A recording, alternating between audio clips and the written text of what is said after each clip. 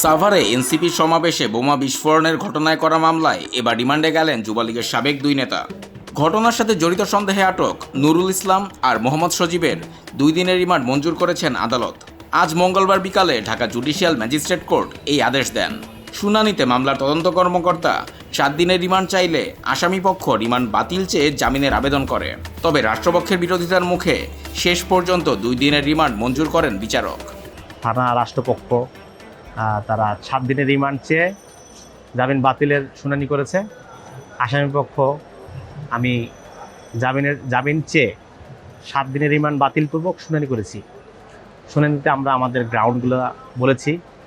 একজন নিরাপরাধ মানুষ, উনি একজন ব্যবসায়ী, ওনাকে সাসপেক্টেডভাবে ধরা হয়েছে।